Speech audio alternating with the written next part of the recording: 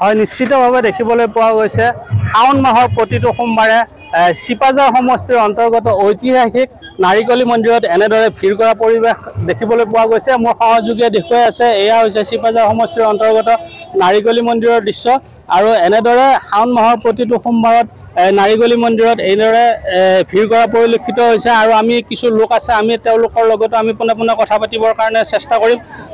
কি ক'ব দাদা, প্ৰতিটো সোমবাৰত এনেদৰে নাৰিকলী মন্দিৰত ভিৰ কৰা পৰিলক্ষিত হৈছে? প্ৰতিটো সোমবাৰত ঠিক তেনেকৈ নহয়, শাওণৰ প্ৰতিটো সোমবাৰে বোলবমৰ পিছত সোমবাৰে ইয়াত ভক্তৰ অগণন ভিৰ হয়। এটা প্ৰবাদ আছে, শাওণৰ সোমবাৰকেইটাত যদি তেওঁলোকে শিৱলিংগত পানী দিয়ে বা বেলপাত দিয়ে তেতিয়া তেওঁলোক ভক্তৰ মনোবাঞ্ছা পূৰ্ণ হয়। এই আপ্তবাক্যশাৰী লৈয়ে বিভিন্ন দূৰ দূৰণিৰ পৰা মানুহ আহি ইয়াত আমাৰ ভিৰ কৰে। আমিও যৎপৰোনাস্তি তেওঁলোকক সন্তুষ্ট কৰিবলৈ চেষ্টা কৰিছোঁ আৰু তেওঁলোকে প্ৰণালীবদ্ধভাৱে তেওঁলোকে ইতিমধ্যে মন্দিৰত প্ৰৱেশ কৰিছে আৰু যথেষ্ট ভিৰ আছে ইয়াত। গতিকে আজিৰ এইখিনি আৰু বেলেগ আৰু একো নাই। এটা মানে বিশ্বাস আছে যে ইয়াত আহিলে মনোবাঞ্ছা পূৰণ হয়। হয়, ইয়াত এই শিৱলিংগত বেলপাত দিলে নতুবা শিৱলিংগত যদি পানী বা গাখীৰ দিয়া হয় তেনেহ'লে নিজৰ মনোবাঞ্ছা পূৰ্ণ হয়। এইটো ইয়াত এটা প্ৰবাদ আছে আৰু ইয়াত চাক্ষুষ প্ৰমাণো আছে। হয়, আন এগৰাকী লোক আছে, আমি তেওঁৰ পৰা জানিব বিচাৰিছোঁ। কি ক'ব দাদা, অসংখ্য ভক্তৰ অগণন সোঁত বৈছে?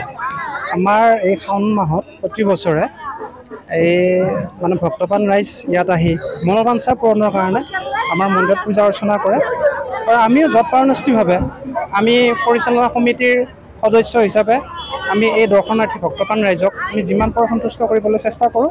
তেখেতসকলৰ যি সুবিধা অসুবিধা সেইখিনি পৰ্যাপ্ত পৰিমাণে আমি তাৰ ব্যৱস্থা গ্ৰহণৰ কাৰণে আমি আগ্ৰহী হওঁ।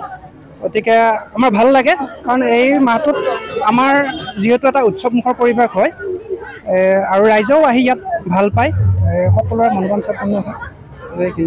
হয়, নিশ্চিতভাৱে মোৰ সহযোগীক ইয়াৰ পৰিৱেশ দেখুৱাবৰ কাৰণে মই অনুৰোধ জনাইছোঁ। এনেদৰে বিভিন্ন ভক্তই এইদৰে লানি নিচিকা সোঁত দেখিবলৈ পোৱা গৈছে ঐতিহাসিক নাৰিকলী শিৱ মন্দিৰত আৰু আমি কিছু লোকৰ লগত কথা পাতিবৰ কাৰণে চেষ্টা কৰিম। দাদা, আপোনালোক ক'ৰ পৰা আহিছে? আমি কলেগাঁও উদবাৰীৰ পৰা। কলেগাঁও উদবাৰীৰ পৰা। আহি কেনে লাগিছে? বহুত ভাল লাগিছে, ভাল লাগিছে বহুত।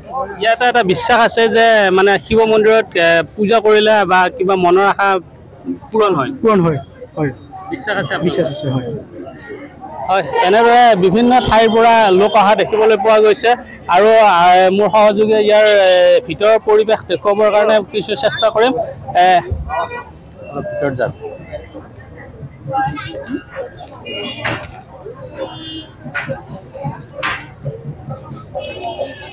এনেদৰে ঐতিহাসিক শিৱ মন্দিৰত বিভিন্ন লোকে অগণন ভক্তই এইদৰে ভিৰ কৰা পৰিলক্ষিত হৈছে আৰু আমি কিছু লোকৰ পৰা আমি কথা জানিবৰ কাৰণে চেষ্টা কৰিম। বাইদেউ, ক'ৰ পৰা আহিছে আপুনি? আমি মঙলদৈৰ পৰা, মঙলদৈ ব্লক চক। হয়। কিহৰ কাৰণে আহিছে?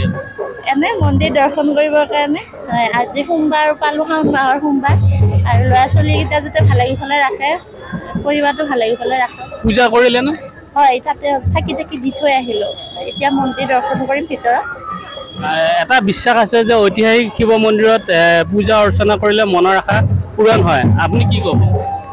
হয়, ভালদৰে মনৰ আশা পূৰণ মানে ভগৱানক ভাবিলে, মনটো শান্তিতে ভাবিলে হয় বাৰু পূৰণ, কিয় নহ'ব। হয়, ঠিক এনেদৰে আমি দেখিবলৈ পাইছোঁ যে বিভিন্ন ভক্ত এনেদৰে লানি নিচিকা সোঁত দেখিবলৈ পোৱা গৈছে আৰু ঐতিহাসিক শিৱ মন্দিৰত প্ৰতিটো শাওণ মাহৰ প্ৰতিটো সোমবাৰে এনেদৰে বিভিন্ন ভক্তই সমাগম কৰা পৰিলক্ষিত হৈছে।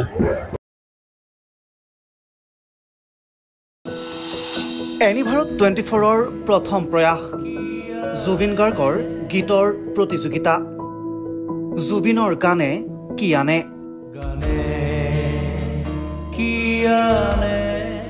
অডিশ্যনৰ বাবে যোগাযোগ কৰক 8638661821 আৰু 8812831556 নম্বৰত। এনিভাৰত 24 উদ্যোগত এটা নতুন সংগীতৰ প্ৰতিযোগিতা আয়োজন কৰা হৈছে, য'ত মোৰ গানৰ প্ৰতিযোগিতা হ'ব। আপোনালোকে তাত প্ৰতিযোগী হিচাপে আহিবলৈ পাৰিব আৰু মোৰ ফালৰ পৰা আন্তৰিক শুভকামনা জনাইছোঁ।